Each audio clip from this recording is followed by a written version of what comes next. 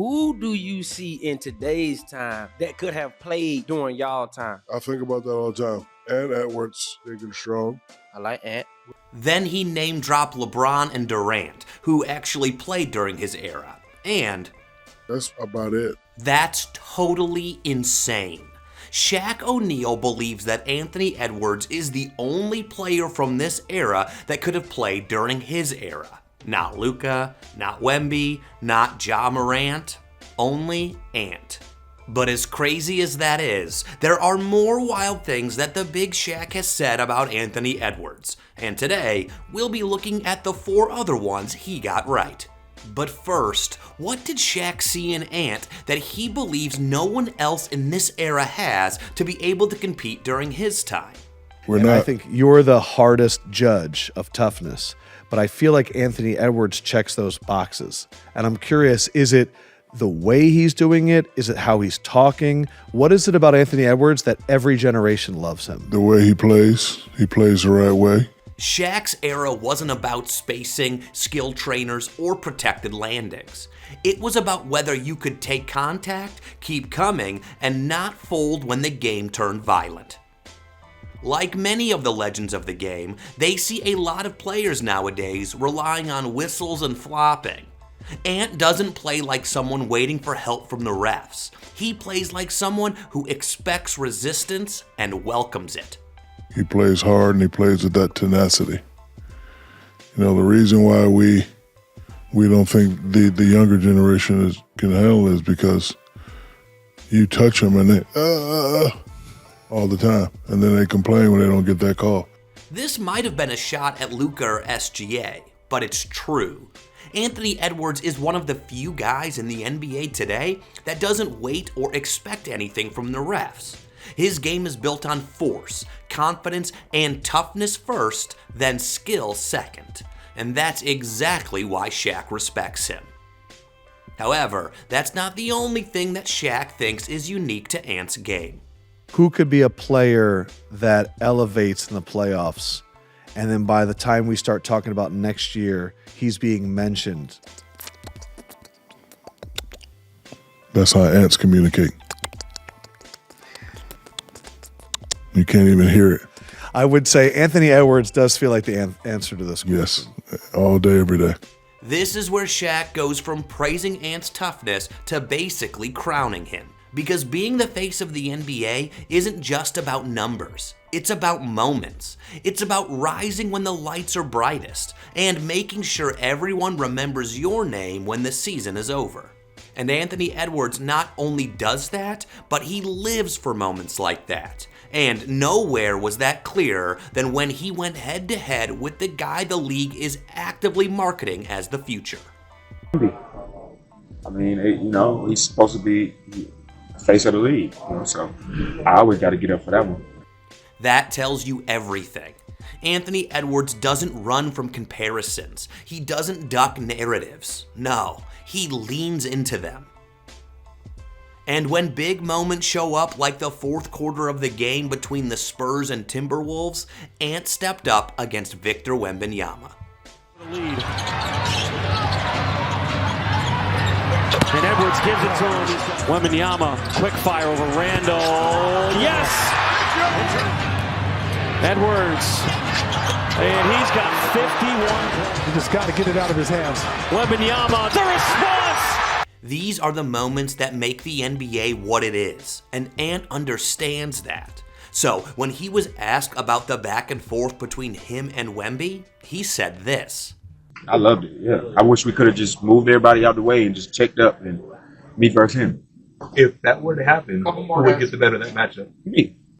Shaq sees this, and so does the league. And even when Edwards says he doesn't want the title of the face of the league, his game keeps forcing the conversation. You see, when Shaq talks about Edwards as a future face of the league, he is not talking about marketing. He is talking about presence, about someone who can walk into any arena and make it feel like it's his stage. Because the face of the NBA isn't chosen by marketing departments. It's chosen by who shows up when it matters most. And that leads us to the third fact that Shaq got totally right about Anthony Edwards.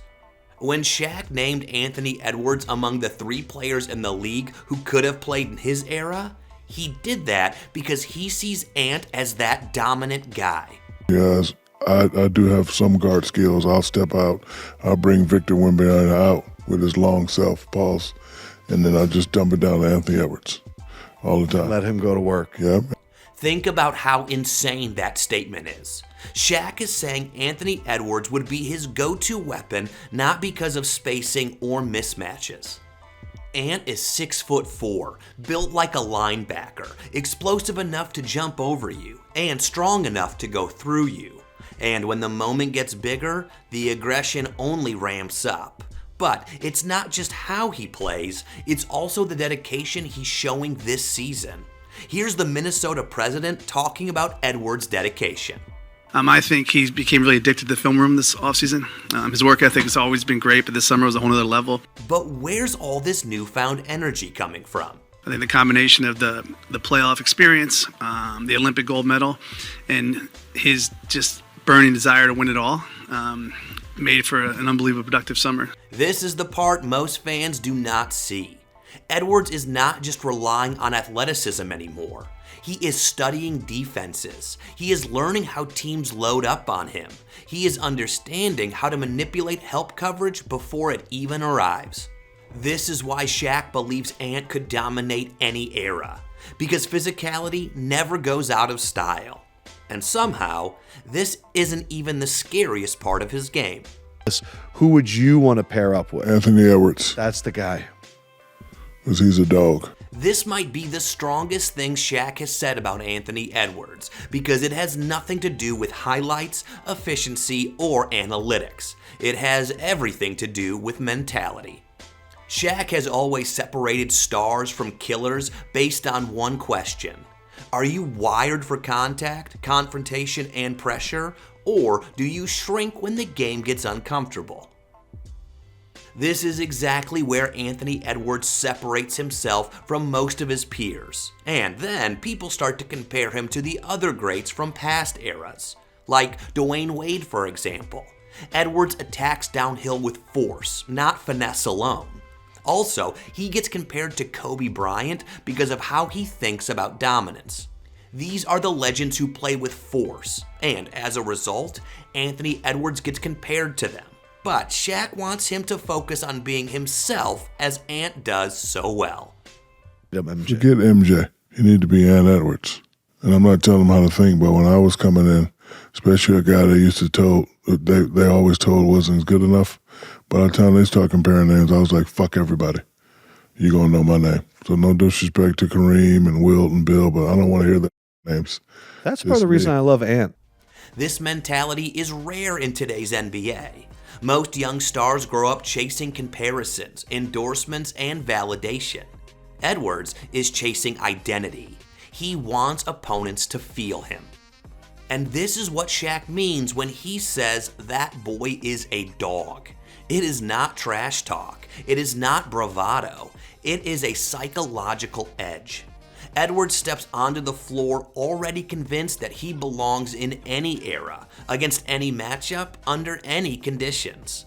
But all this wouldn't matter if Ant didn't always show up when it mattered most. Shaq has always drawn a hard line between stars and assassins, with one brutal litmus test. Can you thrive in the chaos of crunch time, when the crowd's roaring, the defense is suffocating, and every possession feels like it's a street fight? Or do you fade into the background like so many others? This is precisely where Anthony Edwards pulls away from the pack, earning those nods from the Diesel himself. Because Ant doesn't just handle the moment, he owns it, posting a scorching 72.3% field goal percentage in clutch situations during the 2025-26 season. That ranks him among the league's elite in efficiency when games are within 5 points in the final 5 minutes. Take that epic January 2026 showdown against Victor Wembanyama and the Spurs, where Edwards dropped 55 points total, including 26 in the fourth quarter alone, drilling 9 of 16 from 3 and nailing a game-tying layup amid that frenzy. Edwards against Wembanyama, finds a seam, puts it in off the glass for 2.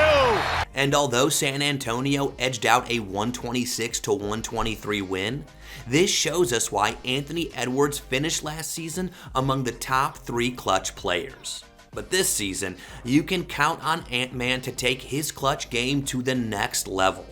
Big Shaq expects that because he knows that Ant knows who he is in this league. And that's my advice to him. Don't focus on being the next Mike. Be who you are. And that's why I like him. Because I like him because he knows. Like, a lot of guys don't know how good they are, and they're very timid. But he knows, hey, I'm good. I'm him. Anthony Edwards is not just talented. He is a fearless leader who elevates his game in the playoffs. He hunts for challenges, and statistically, when the game is on the line, he has been one of the most efficient closers in the entire league.